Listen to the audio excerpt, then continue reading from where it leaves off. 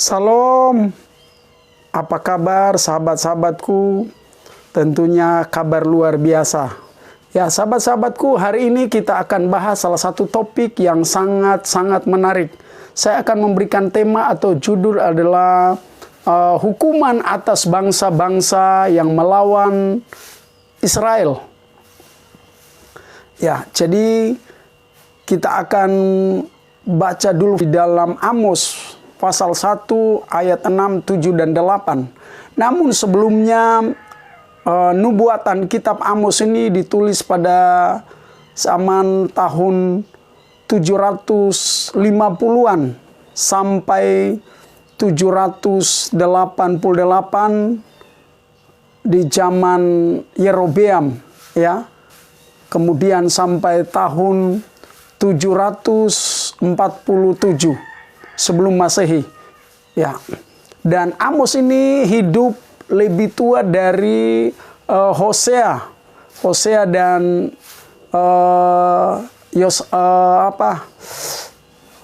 Yesaya, ya. Jadi Amos ini lebih tua. Karena itu sebelum kita lanjut pembahasan ini, sahabat-sahabatku bisa tekan tombol subscribe, like, dan komen, ya, dan share kepada sahabat-sahabat kalian. Baik, kita akan baca firman Tuhan di dalam Amos pasal 1 ayat 6, 7, dan 8. 3 ayat saja. Beginilah firman Tuhan, karena 3 perbuatan jahat Gaza, bahkan 4, aku tidak akan menarik kembali keputusanku, oleh karena mereka telah mengangkut ke dalam pembuangan suatu bangsa seluruhnya untuk diserahkan ke dalam Edom. Ayat 7, aku akan melepaskan api ke dalam tembok Gaza sehingga purinya dimakan habis. Ayat 8, aku akan melenyapkan penduduk dari Asdod dan pemegang tongkat kerajaan dari Askelon. Aku akan menghancurkan tanganku melawan Ekron sehingga binasalah sisa-sisa orang Filistin. Firman Tuhan Allah. Haleluya, haleluya. Nah, ini nubuatan bahwa sebelum terjadi, Tuhan sudah menyampaikan firman ini kepada Nabi Amos, bahwa tolong sampaikan kepada bangsa Israel, siapapun yang akan melawan, kalau kita belajar firman tadi bahwa orang-orang yang ada di sekitar itu akan bangkit melawan Israel. Tuhan akan menghukum orang-orang yang bangkit melawan Israel, sebab Israel adalah umat pilihan Tuhan.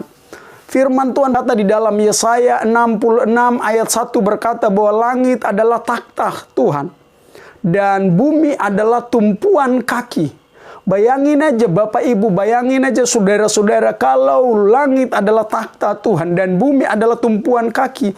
Bayangin berarti Tuhan punya kaki itu besar bagaimana sehingga bumi ini hanya tumpuan kaki. Bagaimana dia goncang sedikit saja, ya, maka akan terjadi malapetaka, terjadi kecelakaan, ya. Karena langit adalah takhta dan bumi adalah tumpuan kaki. Haleluya, haleluya. Jadi ini sudah akhir zaman.